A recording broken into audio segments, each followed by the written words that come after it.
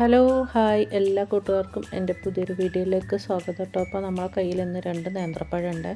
അപ്പോൾ 4-5 പഴം ഉണ്ടായിരുന്നു കേട്ടോ. അപ്പോൾ അത് 3 പുഴുങ്ങിയിട്ട് ബാക്കി 2 എന്തെങ്കിലും ഉണ്ടാക്കാം, നമുക്ക് വീഡിയോ എടുക്കാനെന്ന് പറഞ്ഞിട്ട് അങ്ങനെ ഞാൻ എടുത്ത് വെച്ചതാണ് കേട്ടോ.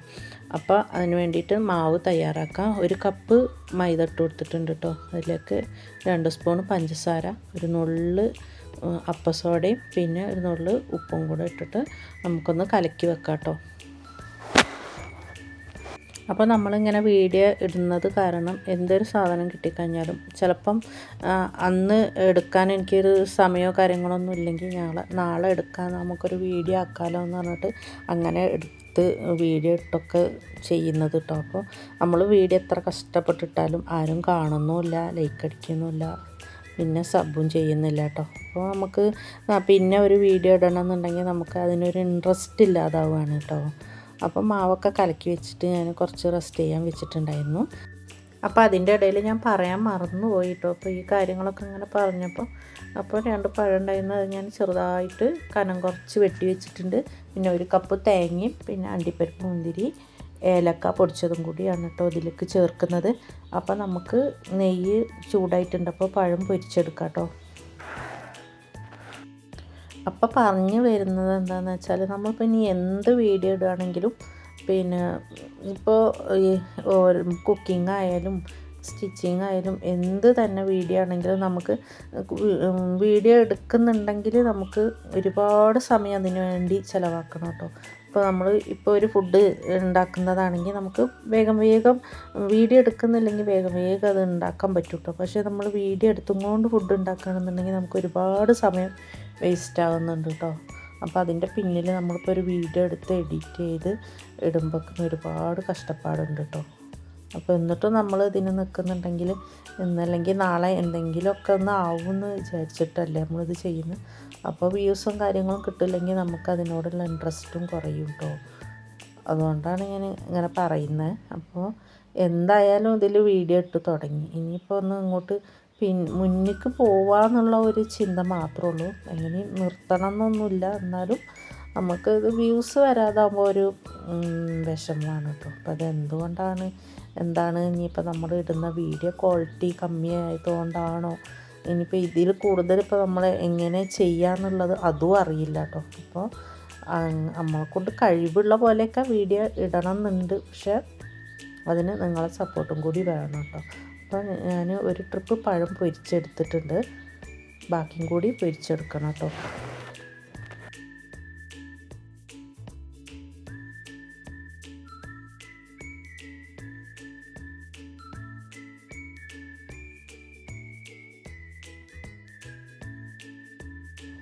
അപ്പോൾ പഴം എല്ലാം പൊരിച്ചെടുത്തിട്ടുണ്ട് കേട്ടോ. അപ്പോൾ 1 സ്പൂൺ നെയ്യ് ഇട്ട് കൊടുത്തിട്ടുണ്ട്. അപ്പോൾ അണ്ടിപ്പരിപ്പ്, മുന്തിരി നമുക്ക് ഇതിലേക്ക് ഇട്ട് കൊടുക്കാം കേട്ടോ.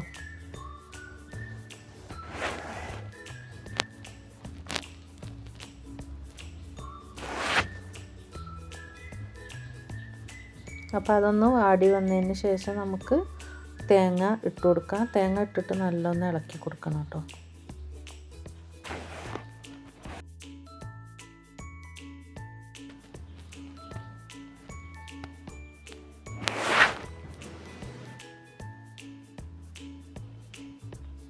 തേങ്ങ ഒന്ന് ചെറുതായി മൂത്ത് വരുന്ന സമയത്ത് നമുക്ക് 2 സ്പൂൺ പഞ്ചസാരയും കൂടി ഇട്ട് കൊടുക്കാം. അപ്പോൾ പഞ്ചസാര ഇട്ട് കൊടുക്കുമ്പോൾ പൊടിച്ചിട്ടിടുന്നതാണ് കേട്ടോ ഏറ്റവും നല്ലത്. പഞ്ചസാര എന്താ വെച്ചാൽ അതിൽ അലിഞ്ഞ് ചേരുന്നില്ല, അപ്പോൾ നമുക്ക് പൊടിച്ചിട്ടിടുമ്പോൾ കുറച്ചുകൂടി നന്നാവും. അപ്പോൾ പഞ്ചസാരയൊക്കെ ഒന്ന് അതിലൊന്ന് മെൽറ്റായി ചെറുതായിട്ടൊക്കെ ഒന്ന് മെൽറ്റായി വരുന്നുണ്ട്. ആ സമയത്ത് നമുക്ക് ഏലക്ക പൊടിച്ചതും കൂടി അതിലേക്ക് ഇട്ട് കൊടുക്കാം കേട്ടോ. അപ്പോൾ ഇനി നമ്മൾ മാവ് കലക്കി വെച്ചതുണ്ട്, അധികം ഒന്നുമില്ല, 1 കപ്പ് മാവ് ഞാൻ എടുത്തിട്ടുള്ളൂ കേട്ടോ. അപ്പോൾ അത് നമുക്കൊന്ന് ചുട്ടെടുക്കാം. അപ്പം നമ്മൾ ഇന്ന് ഉണ്ടാക്കുന്നത് ബനാന പാൻ കേക്കാണ് കേട്ടോ. അപ്പോൾ നമ്മൾ നൈസായിട്ട് ഇതൊന്ന് പരത്തി കൊടുത്തിട്ട് ഒന്ന് തിരിച്ചിടണം കേട്ടോ. അപ്പോൾ തിരിച്ചിട്ടിട്ടുണ്ടെങ്കിൽ മേൽഭാഗം ഒന്നും കൂടെ ഒന്ന് വെന്ത് കിട്ടും കേട്ടോ. അപ്പോൾ ദോശേൻ്റെ 2 ഭാഗം ഏകദേശം വെന്തിട്ടുണ്ട് കേട്ടോ, ചെറുതായിട്ട് വേവിച്ചിട്ടുള്ളൂ. എന്നിട്ട് നമുക്ക് നേന്ത്രപ്പഴം പൊരിച്ചത് ഇതിലേക്കൊന്ന് വെച്ച് കൊടുക്കാം കേട്ടോ. അപ്പോൾ അതിൻ്റെ മേലെ വന്നിട്ട് നമ്മുടെ തേങ്ങയും അണ്ടിപ്പരിപ്പൊക്കെ ഇട്ടിട്ട് റെഡിയാക്കി വെച്ചിട്ടുള്ള അതും കൂടി നമുക്ക് ഇതിൻ്റെ മേലേക്ക് ഇട്ട് കൊടുക്കാം കേട്ടോ.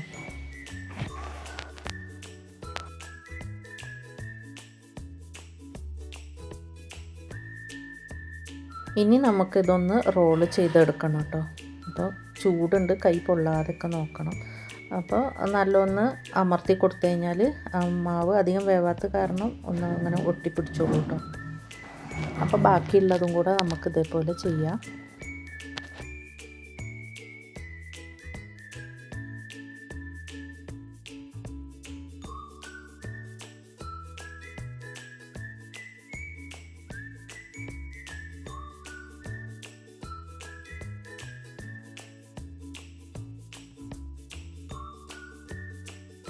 അപ്പോൾ നമ്മുടെ 4 റോളും ഇവിടെ റെഡി ആയിട്ടുണ്ട് കേട്ടോ. അപ്പോൾ എണ്ണ കുറച്ച് ഒഴിച്ചിട്ട് ചൂടാക്കി വെച്ചിട്ടുണ്ട്. അപ്പോൾ അത് നമുക്കൊന്ന് പൊരിച്ചെടുക്കാം കേട്ടോ. അപ്പം പിന്നെ പൊട്ടിപ്പോകാതെ വേണം കേട്ടോ അതിലേക്ക് വെക്കാനായിട്ട്.